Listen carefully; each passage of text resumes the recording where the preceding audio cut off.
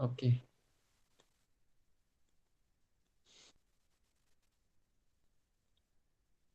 So I'm presenting my screen. See if it is visible. Okay. So आप लोग मुझे बताइए दोनों भी, आर्या और संकल्प. ओके, पहले अटेंडेंस लगा लीजिए. Please put the attendance first. Okay. So please tell me, Sankalp and Arya, in the last class we have seen logarithmic function. Okay. जो log function था ना वो हमने देखा था. आप लोग प्रेजेंट थे या फिर नहीं उस log function के लेक्चर में? ये जो हमने logarithmic function सीखा था. Sankalp and Arya, do you remember? Okay, you're absent, I think. So do one thing, Sankalp. After this class, please watch the previous video on YouTube. Okay, last class का जो video है वो YouTube पे देख लो. So you will get the idea about log function. So last class में सिर्फ एक ही topic लिया था because I think there were only Suraj and Sameer present. Okay, so आज समीर और सूरज absent है, आप दोनों प्रेजेंट हो. ठीक है. सो लॉगरिथमिक फंक्शन हमने लिया था लास्ट क्लास में. Okay, and practice set 6.1, practice sorry exercise 6.1 जो है वो हम तभी लेंगे जब सारे स्टूडेंट्स प्रेजेंट रहेंगे. ओके, सो किसी को कुछ डाउट रहेगा तो we can solve that doubt. So exercise 6.1 solve करने के लिए आप लोगों को इस टॉपिक से पहले जितने भी टॉपिक्स हुए हैं हमारे, उन सारे टॉपिक्स की रिवीजन करनी पड़ेगी. Okay, because practice set exercise 6.1 is is like an exam, मतलब कि उसमें सारे टॉपिक्स के क्वेश्चंस दिए गए हैं. So you have to revise the previous syllabus. We will just skip the practice set 6.1 and we will see the next topic, that is algebra of functions. Okay, so now we have a clear idea, we have fair idea about what exactly is a function. Okay, so algebra of functions, that means addition, subtraction, multiplication and subtraction in functions. Okay, so let f and g be functions with domains a and b, then the functions f plus g, f minus g, or f into g, f divided by g are defined on a intersection b as follows. Okay, so f plus g of x, see, f plus g of x is f of x plus g of x. So just remember this. How to imply this we will see. F plus g of x is equals to f of x plus g of x. Similarly for subtraction, multiplication also, f into g of x is equals to f of x into g of x. F divided by g of x is equals to f of x divided by g of x, where g of x should not be equal to 0. So क्या करना है यहाँ पे हमें कि दोनों functions को, मतलब दो फंक्शंस अगर हमें दिए गए हैं, so we are just changing the representation. Okay, मतलब कि for example f of x is one function and g of x is the second function. So if we are adding them, so addition will be like we have done in previous lectures. Okay, so addition तो similar ही रहेगा, लेकिन सिर्फ हम क्या कर रहे हैं, इसका जो नोटेशन है वो चेंज कर रहे हैं कि हम f of x plus g of x लिखने की जगह पे हम f plus g लिख रहे हैं और f plus g of x लिख रहे हैं. Okay, so this is the only difference. बाकी कुछ भी नया नहीं है इसमें. सो लेट अस सी एग्जांपल 1 देखने के बाद में आपको अच्छा सा एक आइडिया आ जाएगा. If f of x is equals to x square plus 2 and g of x is equals to 5x minus 8, then find f plus g of 1. Okay, f plus g of 1. So for that what we have to do, see here the addition operation is there, so we have to find f of x first, that means f of 1 first. So if we find f of 1, that is going to be 3. Okay, see, just put 1 instead of x. अगर x की जगह पे हम यहाँ पे 1 put करते हैं तो 1 plus 2 is 3. that means f of 1 कितना हुआ, f of 1 is equals to 3. Okay, similarly now we will find out g of 1. G of 1 is, let us say 5x, 5 multiplied by 1, that is 5 minus 8. So g of x will be minus 3. Okay, g of x is equals to minus 3. Now what we have to do, we have to just add them. So what will be the resultant? Resultant will be, or the result will be 0. Okay, so f of 1 plus g of 1. So here, no, it should not be x, it should be 1. Because we are finding g of 1. Okay, so क्या किया हमने यहाँ पे, सिर्फ f of x में 1 की value रख दी, g of x में 1 की वैल्यू रख दी, और यहाँ पे एडिशन का सिंबल है तो एडिशन कर दिया.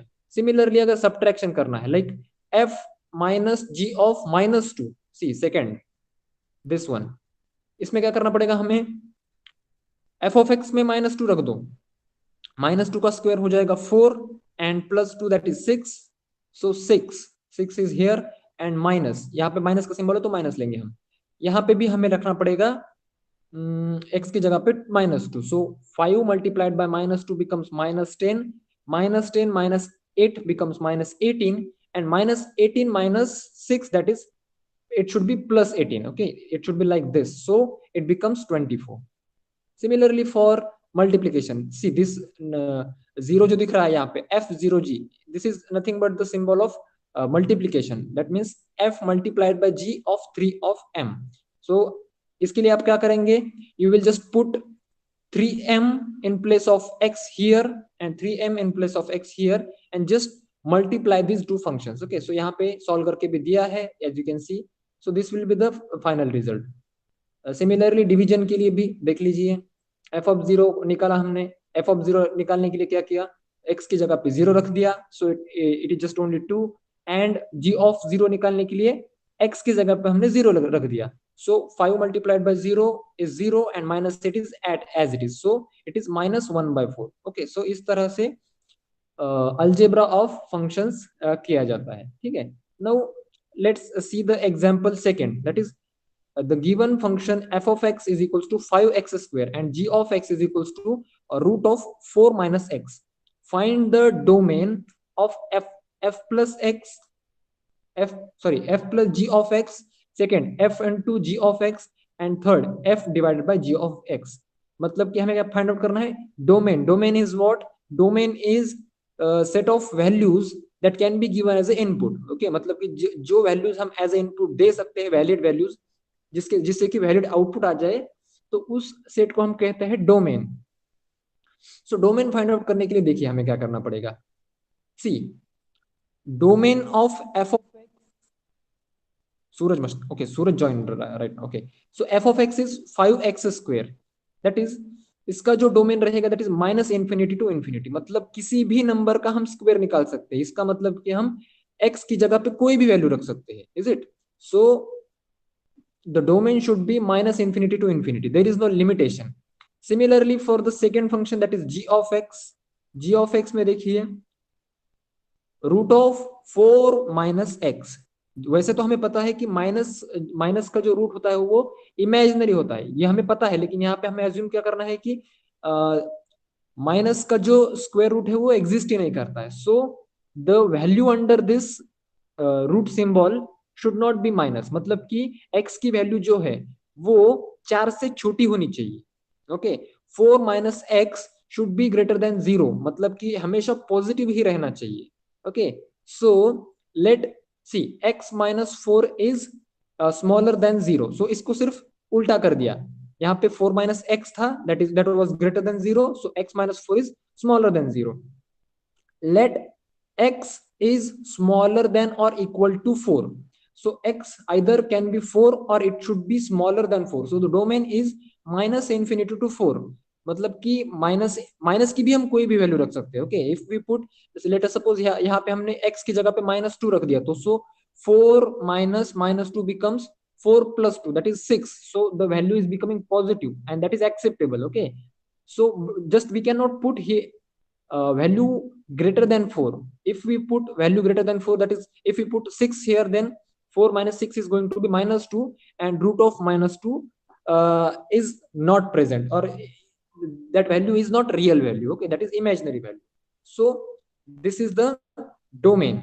Therefore the domain of f plus g of x is -∞ to ∞, intersection -∞ to 4, that is -∞ to 4. सो सी यहाँ पे ब्रैकेट भी थोड़ा सा अलग ड्रॉ किया है. सो यहाँ पे जो नॉर्मल ब्रैकेट है that means it is up to -∞, और 4 को जो है वो स्क्वायर ब्रैकेट से लिमिट कर दिया गया है, मतलब कि 4 के बाद की जो वैल्यूज है वो इंक्लूड नहीं होंगी। ओके, यहाँ पे अलग अलग ब्रैकेट यूज किया है। Okay, so infinity to infinity रहेगा, सो नॉर्मल ब्रैकेट यूज करेंगे। अगर किसी वैल्यू पे लिमिट हो रहा है, so we will use the different bracket to close that function.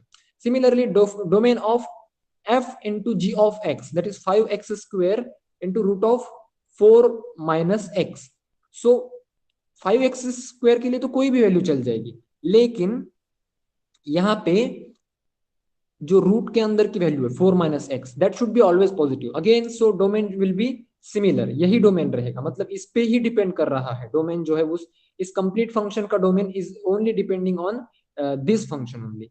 And domain of f divided by g of x is equals to 5x square divided by root of 4 minus x is minus infinity to 4, as at x is equals to 4 the denominator g of x is equals to 0. Okay, सो मतलब कि यहाँ पे जो domain रहेगा, यहाँ पे 4 include नहीं होगा। ये स्क्वायर ब्रैकेट का मतलब क्या है कि 4 भी यहाँ पे एक्सेप्टेबल है, लेकिन यहाँ पे हमने इस ब्रैकेट से क्लोज कर दिया, इसका मतलब कि 4 is not included, so the value less than 4 is acceptable. Okay, so why so? Because the value here should not be 0, g of x should not be 0, so that's why the bracket is the normal bracket. Okay, so this is how we do the algebra of functions. Okay, now composition of functions. अभी composition of functions क्या होता है, इसका अगर आप थोड़ा सा जो theoretical part है वो देखोगे तो confusing है थोड़ा सा। Okay, so if we will directly go to the examples to understand the composition of functions.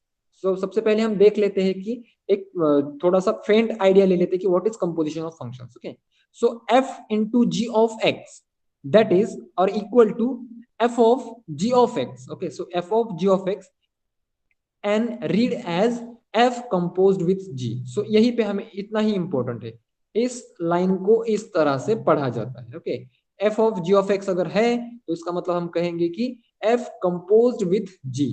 Now एक एग्जांपल ले लेते हैं इस टाइप का कंपोजिशन ऑफ फंक्शन का, तो हमें क्लियर आइडिया आ जाएगी कि what exactly is this. So see example 3, focus. If f of x is equals to 2 divided by x plus 5 and g of x is equals to x square minus 1, then find f composed with x. Okay, sorry, f composed with g. See, this is f composed with g of x हमें निकालना है। So कैसे निकालेंगे, देखिए f of x का function, f of x का function ध्यान रखिए, g of x का फंक्शन देख लीजिए। तो यहाँ पे क्या करना है, देख लीजिए f of x में जो x की वैल्यू है, जितने भी x की वैल्यू रहेगी उसको हमें g of x की वैल्यू से रिप्लेस करना है।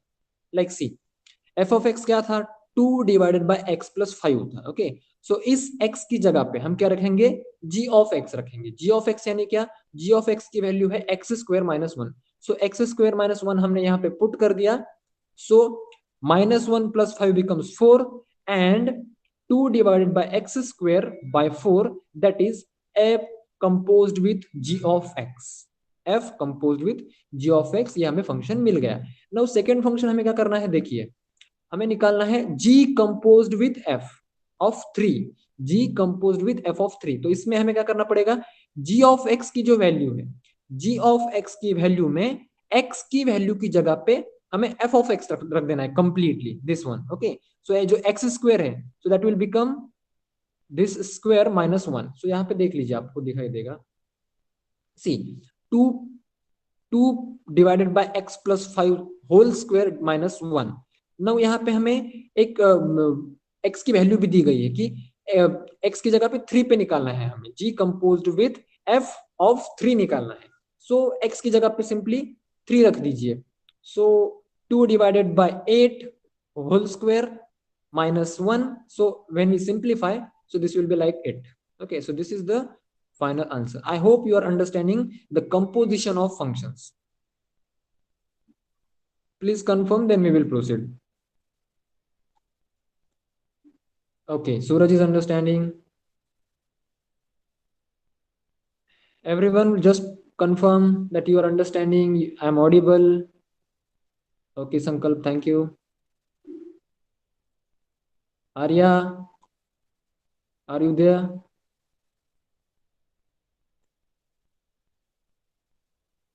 Okay, Arya is not replying.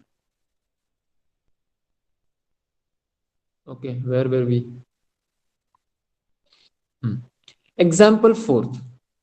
So f of x is equals to x square and g of x is equals to x plus 5 and h of x is equals to 1 by x and x is not equals to 0. If x is equals to 0, then this function is undefined, okay, or infinity.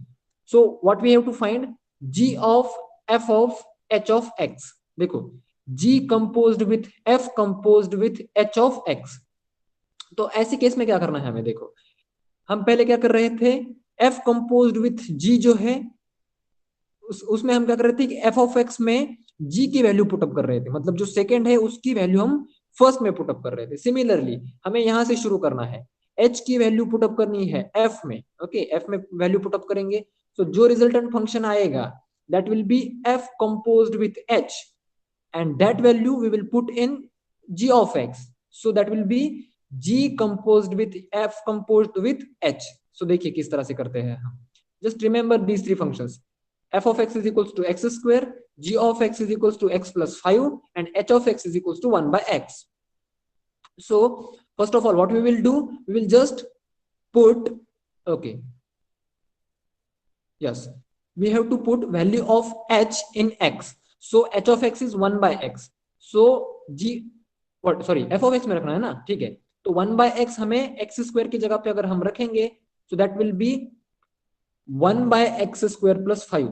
Sorry, it should not be 1 by x square plus 5. Okay, see, f of x में अगर हम f of x की value है x square की जगह पे अगर हम h of x रख देते हैं तो it becomes 1 by x whole square. Okay, so that is going to be f composed with h. Let me just write here f composed with h of x.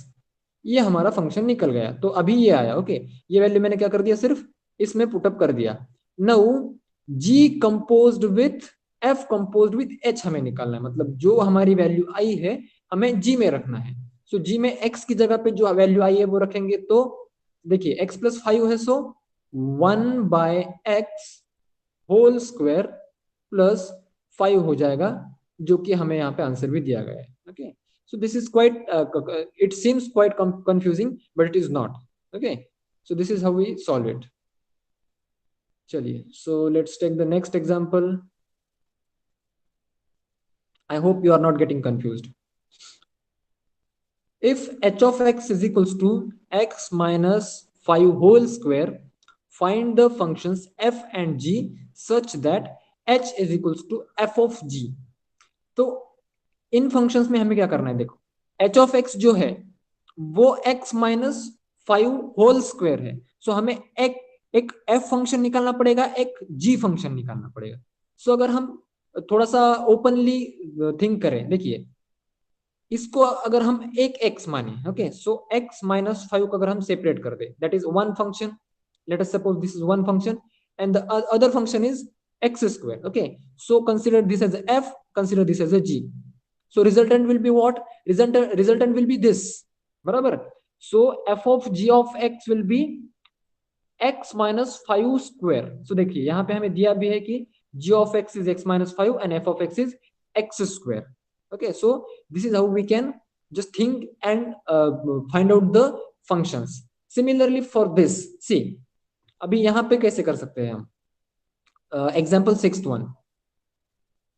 Express m of x is equals to 1 by x cube plus 7 in the form of f composed with g composed with h.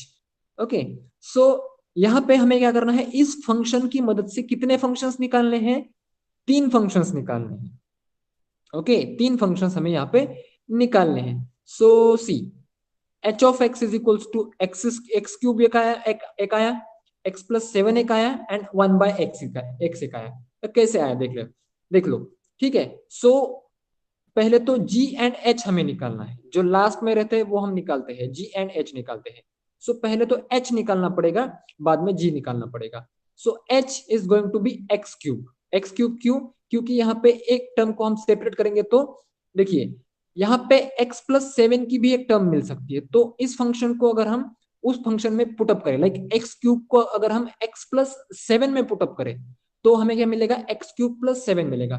सो ये दो function हमें मिल गए, that is h of x is x cube, मतलब कि इस function को separate किया, और x plus 7 that is g of x, ये दूसरा भी फंक्शन हमें मिल गया। नाउ तीसरा फंक्शन किस तरह से मिलेगा, देखो ये जो हमें रिजल्टेंट फंक्शन मिला है that is x cube plus 7, x cube plus 7 हम किस तरह से पुटअप कर सकते हैं जिससे कि हमें 1/x³ + 7 मिलेगा। तो 1/x अगर है और 1/x में x की जगह पे हमें ये टोटल फंक्शन पुटअप करना है, तो we will get the given function that is m of x, so f of x is 1/x। okay, so it looks quite confusing, but it is not। what do you think, बताइए, was it confusing? समझ में आया कि ये तीन तीन function हमने किस तरह से निकाले, समझ रहे हो? have you got the clear idea? okay, Sankalp has got it। सूरज, आर्या, अगर पहला एग्जाम्पल आपको समझ में आया है, एग्जाम्पल फिफ्थ अगर समझ में आया है आपको ये वाला, if you understand this example then you will surely understand example six. Suraj, I am waiting for your reply. Arya, you to.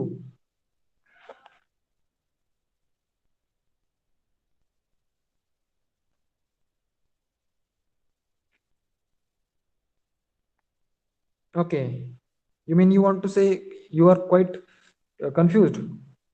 okay, just watch the video again। okay, so that is very easy concept। just say okay, yeah, थोड़ा सा revise करो, हो जाएगा। Inverse function, ठीक है। सी, if f is a function such as a to b 1 and onto function, and f of x is equals to y and x is element of a, the inverse function f inverse is b of a is defined as f inverse of y is equals to x if f of x is equals to y।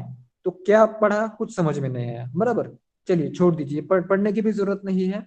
just remember this line, just remember this line, f inverse of y is equals to x if f of x is equals to y। मतलब कि f of x is equals to y है तो f inverse of y क्या होगा, x होगा। सो उसे हम कहेंगे inverse function. So inverse functions के लिए हमें कुछ what we can say properties दी गई है, कुछ चीजें हमें नोट करनी पड़ेगी। तो this is the first thing that you should remember. Okay, so ये इतना इंपॉर्टेंट नहीं है, but it is okay, we will take it। f should be 1 1 and onto। okay, 1 1 and onto मतलब जो हमारा फंक्शन है वो 1 1 होना चाहिए, and that should be onto as well. अभी 1 1 फंक्शन और onto फंक्शन क्या होता है वो हमने at the start of chapter हमने वो देखा है, तो एक बार फिर से आप रिवाइज कर लीजिए, तो आपको 1 1 और onto फंक्शन समझ में आ जाएगा।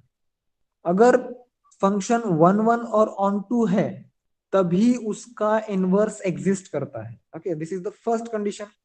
Now if f and g are 1 1 and onto functions such that f composed with g of x is equals to x and g composed with f of x is equals to x, then f then g is called inverse function of f, function of g is denoted by f inverse. Okay, so इसमें क्या समझ में हमें लेना है, so just this line, ये line आप अगर लिख लेंगे तो आपको सारी प्रॉपर्टी समझ में आ जाएंगी। अगर ये कंडीशन ट्रू है, मतलब कि f composed with g of x is equals to be x है और g composed with f of x is equals to be x है, then they are inverse function of each other. मतलब कि f of x और g of x कैसे है, वो inverse function है एक दूसरे के। Now f inverse of x is not equals to f of x inverse। okay, f of x inverse means it becomes 1 by f of x, that is reciprocal, but f inverse of x is different than f of x inverse। so this is there is a slight difference between these two functions or the notations। you just have to remember this। okay, this is an inverse function and this is a reciprocal of function। okay, so these are the three properties we need to remember regarding the inverse function। so see, let's see the first example of this type।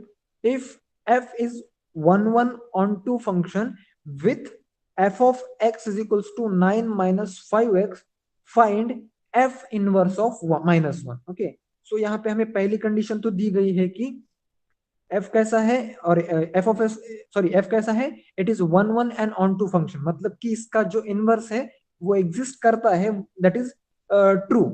So how we can find out the inverse? So देखो, f of x is equals to 9 minus 5x. Let f inverse of -1 be m, then -1 is equals to f of m. So ये मैंने कैसे लिखा?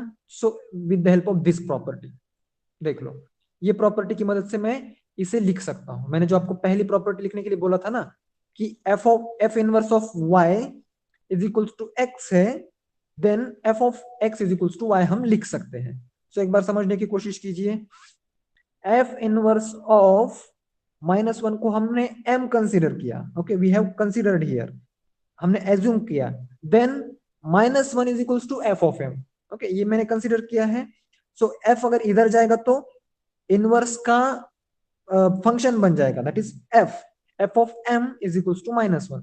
Therefore so see, f of m यहाँ पे लिख दिया है, और f ऑफ x और f ऑफ m सेम ही है, सिर्फ यहाँ पे हमने क्या किया है, उसका वेरिएबल चेंज किया और बाकी कुछ भी नहीं किया है। सो f of m and f of x are same. So what is the value of f of x? That is 9 minus 5x. And what is the value of f of m? That is -1. Okay, so 9 minus 5x को भी हमने 9 minus 5m के form में लिख दिया, इन दोनों को equate कर दिया। So what we get value of m is equals to 2. That means f of 2 is equals to -1. So f inverse of minus will be 2. देखिए थोड़ा सा कंफ्यूजिंग है, लेकिन अगर आप थोड़ा सा कॉन्सेंट्रेट करेंगे तो आपको समझ में आ जाएगा। Okay, see f of 2 is equals to -1 है, तो f इनवर्स ऑफ -1 क्या रहेगा? 2 रहेगा। किस तरह से हमने निकाला f ऑफ 2? किस तरह से निकाला हमने f ऑफ 2 किस तरह से निकाला? we find out f of 2 by putting the value of m that we have found। okay, देखो हमें f इनवर्स की वैल्यू दी गई थी, f इनवर्स ऑफ -1 निकालना था, तो हमने f ऑफ m के साथ उसे कंपेयर किया, m की वैल्यू निकाल दी। ओके, m की वैल्यू निकाल दी कि f ऑफ m के लिए, और f ऑफ कौन से m के लिए, उसकी वैल्यू -1 हो जाएगी इनवर्स प्रॉपर्टी को यूज करके। तो f ऑफ 2 के लिए, सी f ऑफ 2 के लिए फंक्शन की वैल्यू बनेगी -1, f ऑफ 2 के लिए फंक्शन की वैल्यू बनेगी -1। सो f ऑफ -1 विल बी 2। हम यहाँ पे देख के भी निकाल सकते हैं कि इसका इनवर्स क्या रहेगा। ओके, सो देखो यहाँ पे जो वैल्यू दी गई है that should be our output. Okay, so यहाँ पे x की कौन सी वैल्यू हम रखेंगे जिससे कि आउटपुट ये आएगा? सोचो, 9 माइनस 5x में हम कौन सी ऐसी वैल्यू रखेंगे जिससे कि आउटपुट ये आना चाहिए? That should be I think 2। x की वैल्यू अगर हम 2 रखेंगे तो यहाँ पे 5 मल्टीप्लाइड बाय 2 बन जाएगा 10, और 10 माइनस 9 बन जाएगा -1। मतलब कि x की अगर हम 2 वैल्यू रखते हैं तो आउटपुट क्या आता है? -1 आता है। सो f इनवर्स में अगर हम इनपुट -1 रखे तो आउटपुट क्या आएगा? 2 आएगा। देखिए थोड़ा सा मतलब कंपेयर करने की जरूरत है, इतना भी कुछ ये हार्ड नहीं है, सिर्फ यहाँ पे प्रोसीजर लंबा आपको दिख रहा है। लेकिन अगर आप एक बार इसकी ट्रिक पकड़ लेंगे ना, आपको अगर ये फंक्शन के साथ खेलना आ गया, मतलब कि if you are comfortable with this function like this formula, so you can deal with this kind of examples. Like f inverse of y is equals to x है, तो f of x is equals to y रहेगा। सो ये याद रखिए। उसके बाद में अभी जो सेकंड प्रॉपर्टी मैंने आपको लिखने के लिए बोला था, पता नहीं आप लोगों ने लिखी या फिर नहीं, f composed with g of x is equals to g composed with f of x is equals to, अगर x है तो वो दोनों फंक्शंस कैसे हैं? एक दूसरे के इनवर्स फंक्शन है। ये हमने सेकंड प्रॉपर्टी देखी थी, तो उस पे बेस्ड एक एग्जांपल है यहाँ पे देखो। Verify that f of x is equals to x minus 5 by 8 and g of x is equals to 8x plus 5 are inverse functions of each other। मतलब कि f of x is inverse of g of x and g of x is inverse of f of x। ये है, ये हमें verify करना है। तो हम इसे किस तरह से वेरीफाई कर सकते हैं? देखो, as f of x is equals to x minus 5 divided by 8, replace x with f of x with g of x. So what we are finding here, we are finding f composed with g of x. Okay, f composed with g of x. इसके लिए हमें क्या करेंगे, f of x में g of x की value रख देंगे, इस x की जगह पे हम 8x minus 5 रख देंगे. So the resultant is c, 8x plus 5 minus 5 divided by 8, plus 5 minus 5 gets cancelled, 8x by 8, so 8 get cancelled, it is x. Okay, so the first condition is true, मतलब कि f composed with g of x is x, ये तो हमें मिल गया.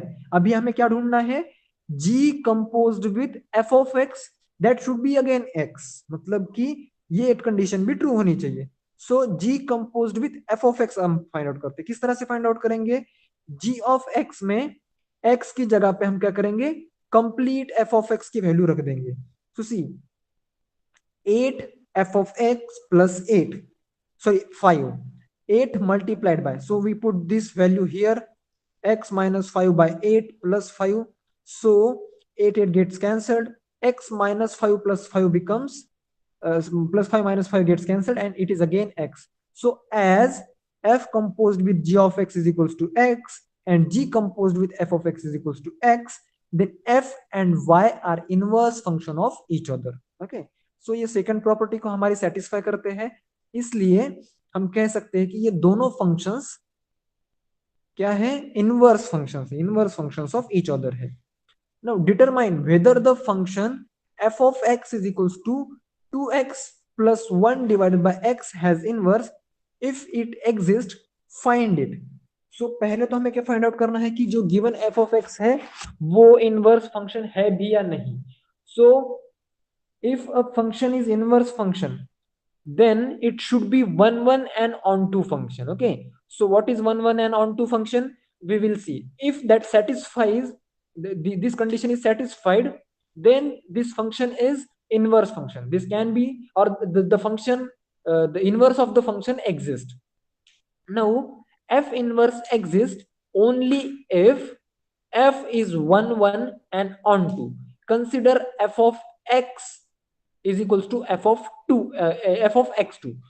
So देखिए, अगर f of x is equals to f of x1 is equals to f of x2, मतलब कि हम क्या कर रहे हैं, कोई भी फंक्शन वन वन फंक्शन कैसा होता है, सी अगर हम उस फंक्शन में कोई दो डिफरेंट वैल्यूज रख दे, अगर उस फंक्शन में अगर हम कोई दो डिफरेंट वैल्यूज रख दे like x1 and x2, so at the end those value should be seen like see x2 is equals to x1. So इसको हम फाइंड आउट करते हैं. देखिए what we are doing, f of x1 is equals to f of x2. यहाँ पे हमने किया x को x1 से रिप्लेस किया एक बार, x को x2 से रिप्लेस किया एक बार. सो 2x plus 1 divided by x minus 3 is equals to 2x2 plus 1 divided by x2 minus 3. So ये पूरा कैलकुलेशंस हमने कर लिया, that is algebraic calculation, that is very easy. So finally it is x2 is equals to x1, मतलब कि कोई दो values के लिए अगर फंक्शन की वैल्यूज सेम है तो वो दोनों वैल्यूज भी सेम ही रहेंगी. ओके, यहाँ पे f of x1 is equals to f of x2 था, इसलिए x1 is equals to x2 आएगा. सो इसे कहते हैं वन वन फंक्शन. ओके, कोई दो वैल्यूज के लिए अगर फंक्शंस की वैल्यू सेम है तो वो वैल्यूज भी सेम ही होगी. सो that is x2 is equals to x1 हमें मिला. That means f is one one function. Now so let's find out whether it is onto function or not. Here see, let f of x is equals to y, so y is equals to 2x plus 1 divided by x plus 3. Now express x as a function of y. So onto function के लिए condition क्या है, onto function के लिए condition ये है कि अगर कोई function y is equals to f of x के फॉर्म में लिखा गया है, सो इसको x is equals to f of y के फॉर्म में भी लिखते आना चाहिए. Okay, so then we can say that is the onto function. For example, like y is equals to x square plus 2 है, तो इसे हम किस तरह से लिख सकते हैं, sorry x square plus two की जगह पे मैं x प्लस 2 लिखना चाहूंगा. So this is defined as y is equals to x प्लस 2. अगर मैं इसे लिखता हूं x is equals to y minus 2, मतलब कि मैंने क्या किया, फंक्शन को x is equals to y of f of y के फॉर्म में लिखा. So that is onto function. Okay, so this is onto function. अगर कोई फंक्शन को हम इस तरह से लिख पाते हैं तो, अगर नहीं लिख पाते हैं that means that is not a onto function. So that is the definition of onto function.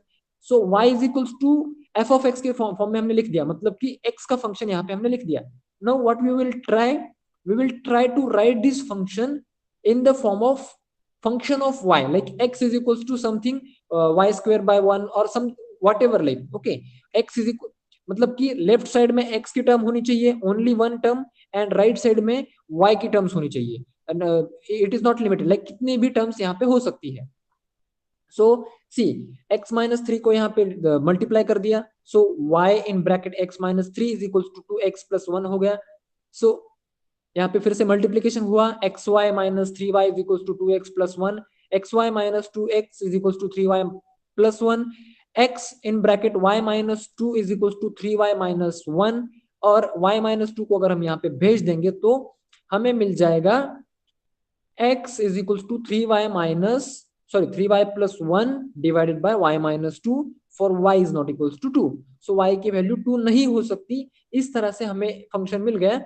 So thus for any y is not equals to 2, we have x such that f of x is equals to y, f inverse is well defined for r minus 2, मतलब कि f inverse जो है, जो इसका इस function का जो inverse भी रहेगा वो भी किस वैल्यू के लिए डिफाइन रहेगा, that will be also defined for all the values except 2। Okay, so if f of x is equals to 2, then 2x plus 1 is equals to 2x minus 3। तो क्या कर दिया यहाँ पे देखो, f of x is this, okay, this is f of x, so f of x को 2 के साथ में इक्वेट कर दिया, f of x is equals to 2, so what we get that is 1 is equals to minus 1। अगर आप ये calculate करेंगे, ओके, सो इस टर्म को अगर आप कैलकुलेट करेंगे तो आपको 1 is equals to minus 6 मिलेगा, which is contradiction। so 2 is not in range of f. Here the range of f of x is r, that is sorry r minus 2, x is defined for all y in the range, therefore f of x is an onto function, and as f of x is onto and 1 1, so f inverse exists। तो हमने क्या कर दिया, सिर्फ check किया कि 1 1 function है और onto फंक्शन है, and if these two conditions are satisfied then we can say f inverse exists। as f of x is equals to y, so f inverse of y is equals to x, so f inverse of y is equals to 3y plus 1 divided by y minus 2। so replace x by y, we get f inverse of x is equals to 3x plus 1 divided by x minus 2। तो देखिए ये जो function हमने निकाला था, okay, so that is nothing but the inverse function, लेकिन हम इसे क्या करेंगे, x के फॉर्म में रिप्रेजेंट करेंगे। यहाँ पे जो फंक्शन आया है वो y के फॉर्म में आया है, लेकिन we will replace that function with the value of x, and that will be the inverse function। onto function जब हम चेक कर रहे हैं, मतलब कि अगर हम, मैंने बताया ना आपको, y is equals to x के फॉर्म में हम कुछ लिख रहे हैं, और अगर हम उसे x is equals to y के फॉर्म में लिख पाते हैं तो that is onto function.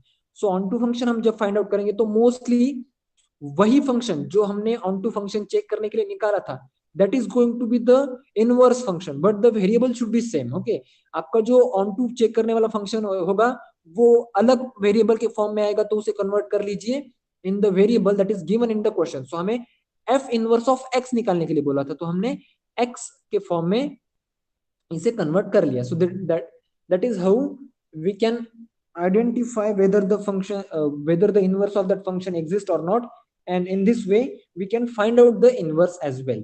now piecewise defined functions, okay, so अब तक जो हमने functions देखे थे they were mostly continuous functions। continuous functions मतलब क्या कि उनमें कहीं पे भी ब्रेक नहीं रहता था, मतलब कि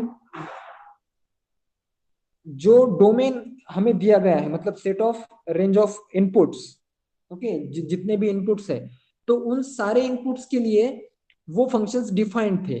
लेकिन पीस वाइज फंक्शंस में क्या होता है कि अलग अलग रेंज के लिए अलग अलग फंक्शन होता है। ओके, सो सी कैसे, if f of x is equals to x plus 1 if x is smaller than 1 and 4 minus x if x is greater than or equal to 1। सो इसे प्लॉट किया गया है, यहाँ पे देख लीजिए। ये जो फंक्शन है ना यहाँ, सॉरी थोड़ा सा जूम आउट करता हूँ जिससे कि आपको दिखाई देगा। Okay, just remember this function f of x is equal to x plus one if x is greater than, sorry smaller than one. देखिए x is 1, here x is 1. Okay, so here x is 1, so it is smaller than 1, then this function is x plus 1 small. अगर 1 से x की value 1 से small है तो अलग function है, that is this function. ये जो लाइन है, that line represent the function that is x plus 1।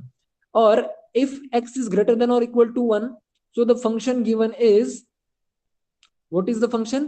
4 minus x. So 4 minus x is this for the value of x greater than or equal to 1. So this is called piecewise defined function. Piecewise defined function मतलब कि यहाँ पे हमें दो pieces दिख रहे हैं ना, function is divided into two pieces. यहीं पे अगर ये फंक्शन लाइक दिस होता, मतलब कि जॉइंट होता, तो this will not be the piecewise function. Okay, this will be our normal function. So here f of 3 is equals to 4 minus 3 is equals to 1 as 3 is greater than 1. So कुछ नहीं, यहाँ पे हमें क्या करना है कि सी इस फंक्शन में हम कोई भी वैल्यू 1 से व्हाट वी कैन से बड़ी नहीं रख सकते, छोटी रख सकते हैं। Okay, so this is how we can get the accordingly values of y. Now signum function क्या होता है? देखो सिग्नम फंक्शन में, signum function is again a piece wise function. Signum function is piece wise function. Signum function इस तरह से define किया जाता है, its value is -1 for x is less than 0। मतलब x की वैल्यू अगर 0 से छोटी है तो सिग्नम फंक्शन की वैल्यू रहेगी -1। अगर x की वैल्यू 0 है तो सिग्नम फंक्शन की वैल्यू रहेगी 0। And if the value of x is positive then the value of signum function will be positive. So this is a signum function, just remember. So इसका domain देखिए, domain क्या है? मतलब set of inputs, real values, कुछ भी हम कोई भी वैल्यू अगर हम रखेंगे, for example -minus infinity to infinity भी हम यहाँ पे लिख सकते हैं। किसी भी वैल्यू नहीं, ओके या किसी भी वैल्यू के लिए हमें यहाँ पे फंक्शन की वैल्यू मिल रही है। Now range is what? -1 0 1। मतलब कि अगर आप x इज इक्वल्स टू 10 भी रखेंगे, x इज इक्वल्स टू 10 भी है तो y की वैल्यू तो 1 ही है। x इज इक्वल्स टू 100 भी है तो y की वैल्यू तो 1 ही है। इस तरह से। ओके, मतलब x की आप कोई भी पॉजिटिव वैल्यू रखो, आपको आउटपुट पॉजिटिव 1 ही मिलेगा। x की कोई भी नेगेटिव वैल्यू रखो, output y is equals to negative, sorry -1 मिलेगा। और अगर आप x की वैल्यू इज इक्वल्स टू 0 रखते हो तो आपको आउटपुट मिलेगा 0। Okay, so this is a signum function. So in functions की जरूरत हमें 12th स्टैंडर्ड में बहुत ज्यादा पड़ेगी, सो ध्यान रखिए। सिग्नम फंक्शन नाम का भी एक फंक्शन होता है। ओके, सो उसकी प्रॉपर्टीज देखो।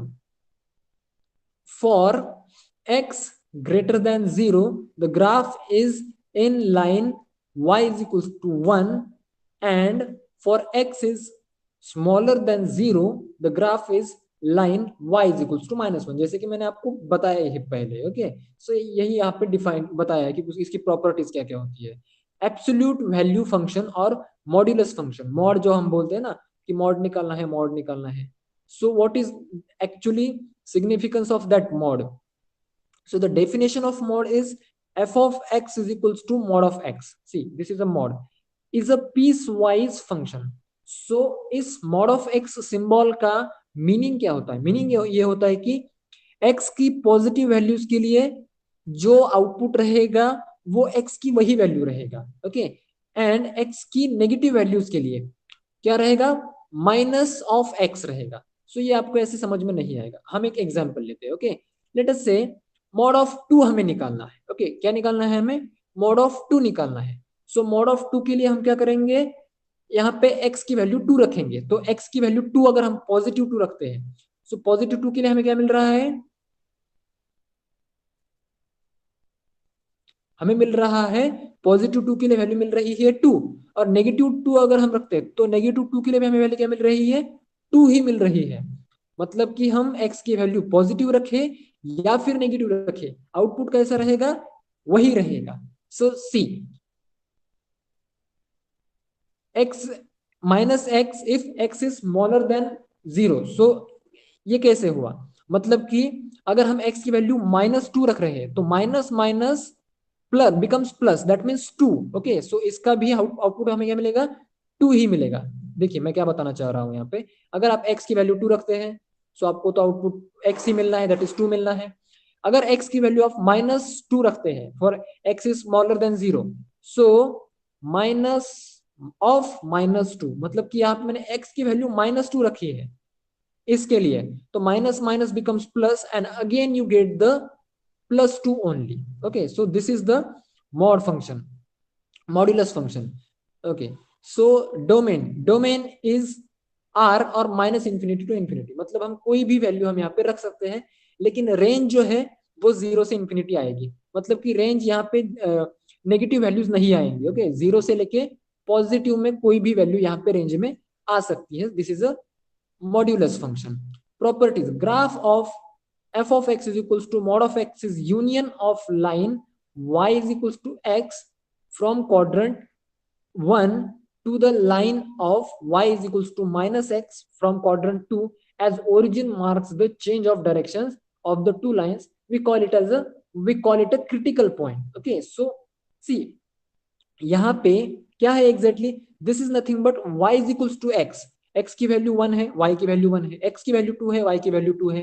Okay, so for first quadrant it is x is equals to y, for second quadrant see x is -1, y is 1, x is -2, y is 2, that means x is equals to -y है।